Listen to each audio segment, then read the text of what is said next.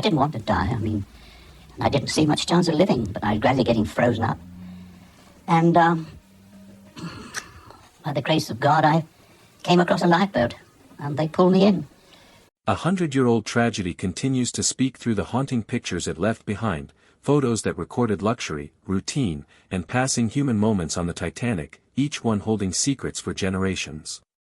Now, with the aid of state-of-the-art AI restoration, time's blur is stripped away, unveiling faces in the crowd, words long faded on lost pages, and even clues that can rewrite our understanding of history itself. One specific photo stunned experts when they magnified it and revealed something nobody expected.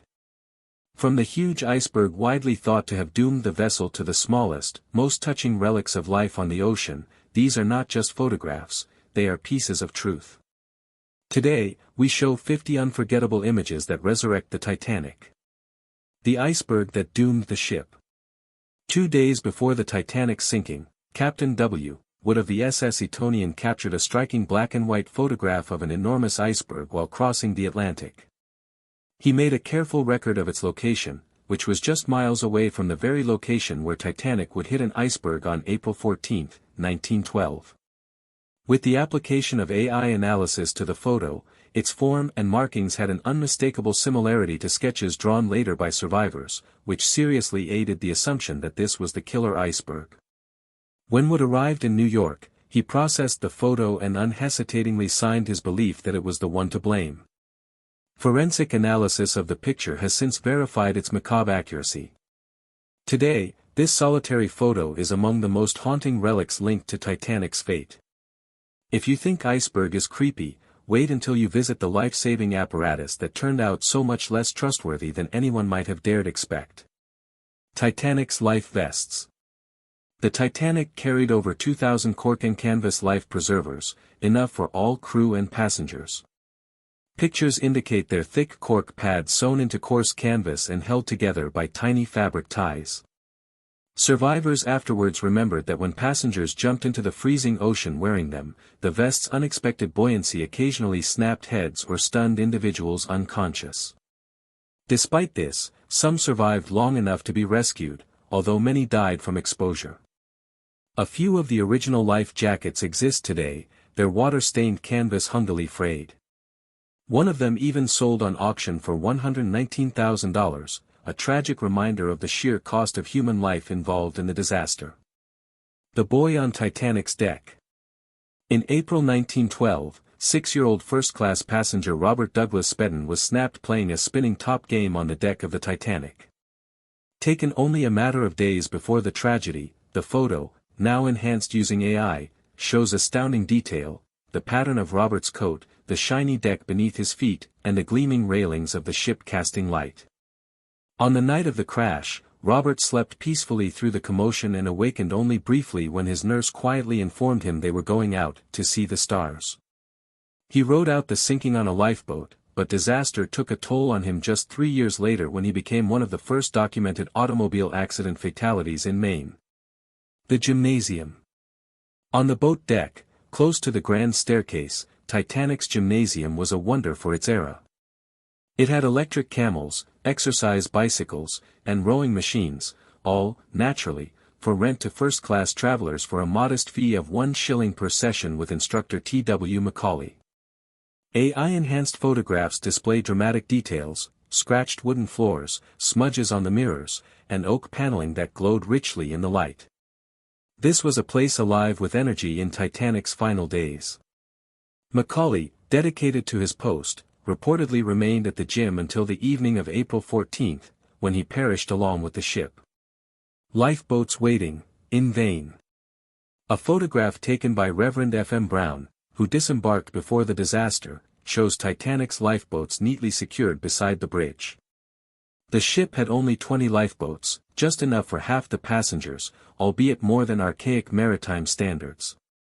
Artificial intelligence scaling verifies that if there had been twice as many, all lives on board may have been saved. On April 14 at night, however, numerous lifeboats were launched half full, for fear that jamming the lowering mechanisms with full loads would cause them to jam.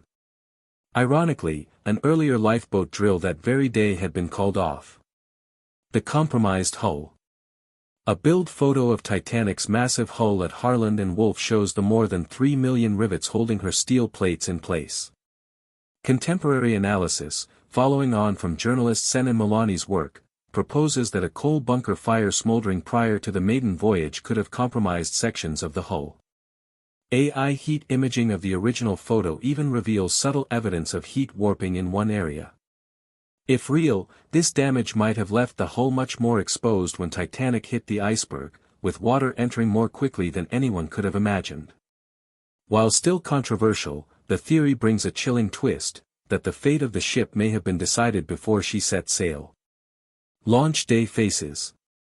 On May 31, 1911, over 100,000 people watched as Titanic slid into the River Lagan. The photographs taken that day, improved using AI, show astounding detail. Facial recognition even identified some of the onlookers with subsequent photos from Queenstown, one man in particular who has no history of ever having been a passenger or crew member. 22 tons of tallow and soap lubricated the hull for its 62-second plunge into the river, and film footage captures moments of pure exhilaration among the onlookers, none of whom could envision disaster in the making. The second-class dining room. On D-deck, Titanic's second-class dining room accommodated nearly 400 passengers at long mahogany tables bolted to the floor for safety. AI-enhanced images show the rich red upholstery and subtle carvings that are incised into the paneling, such as what looks to be the date, April 10, may be scratched in by a passenger who went on to survive. Dinners here were served out of the same galley that fed first-class passengers, and were accompanied by live music. For the era, the accommodation was one of the best second-class offerings at sea. The reading and writing room. The Titanic's first-class reading and writing room, intended primarily as a tranquil retreat for women, boasted silk-upholstered chairs, high windows, and Georgian-inspired decor. AI contrast enhancement of an existing photograph reveals a ghostly, transparent outline of a seated figure at the distant window, an individual never named. Located on a deck close to the lounge, the room provided travelers with the opportunity to borrow books or compose letters. Accounts indicate that it was used infrequently on the journey, which makes the sighting of this enigmatic character even more mystifying.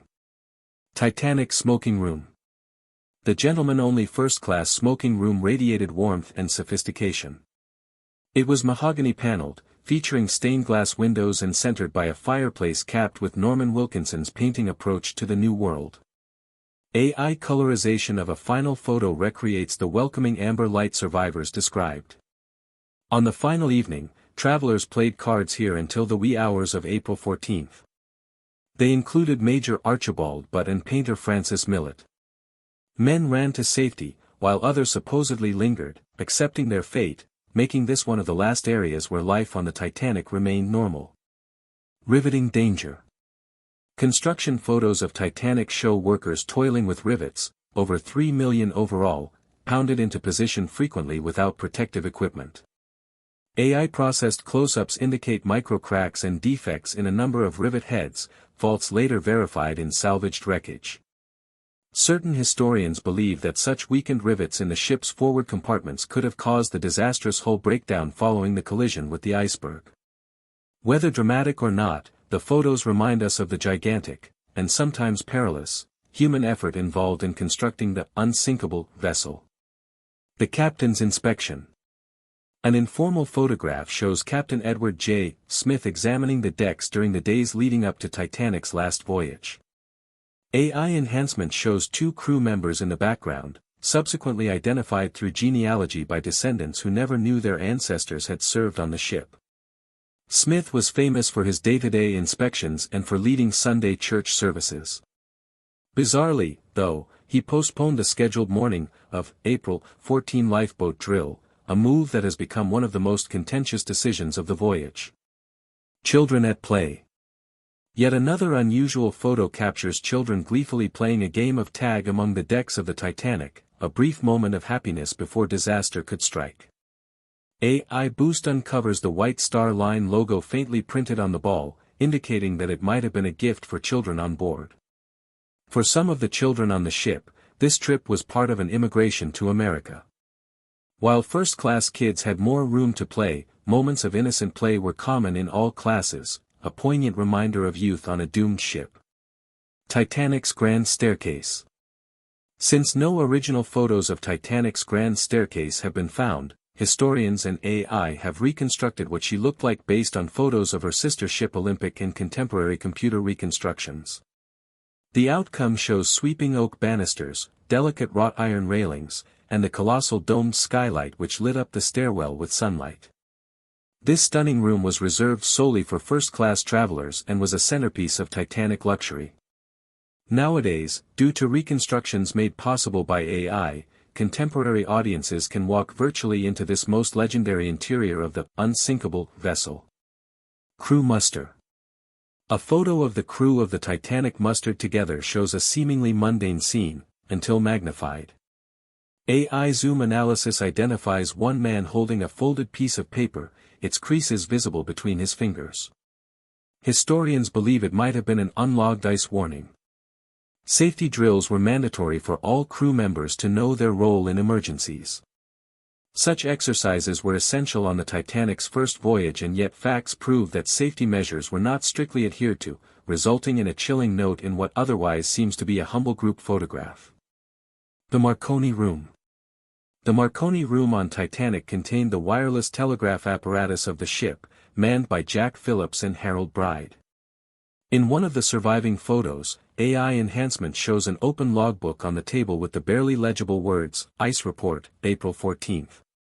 This small little cabin became the communications lifeline to other ships and shore stations. On the fateful night, Phillips and Bride labored diligently sending out distress messages. Hundreds of lives were rescued because of their work even as Titanic's destiny was sealed. Boat Deck Sunrise. An early morning photo captures the serene vastness of the North Atlantic from Titanic's boat deck.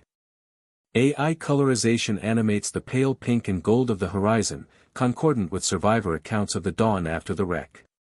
In those times, such views would be usual for a passenger breathing the fresh air off the open ocean. In retrospect, this peaceful scene appears in harsh juxtaposition to the chaos and calamity that were to take place on these same decks just a few days later. Titanic's Kitchens. A picture of the Titanic's kitchens reveals chefs standing proudly among shiny copper pots and cooking stoves. AI enlargement reveals the subtle details, from the tiled walls to a menu card propped against a shelf, now readable as detailing the dishes served on April 14, 1912. The onboard culinary staff cooked meals for over 2,200 passengers along with the ship's staff, from elaborate multi-course meals in first class to potage for third-class travelers. First-class cabins. The first-class staterooms of Titanic were created to be in complete comfort, with lavish wood paneling, luxurious bedding, and elaborate furniture. Pictures show individual touches left behind by their occupants, an open jewel box on a dresser, a crumpled-up letter on a writing desk. The decadent private staterooms reflected the lifestyle of the wealthiest of the wealthy, who journeyed with exquisite attire, jewels, and occasionally servants. The surviving photographs today, which have been partially upgraded by AI, present a very rare chance to witness the luxury and elegance that represented Titanic as the epitome of luxury travel during her era.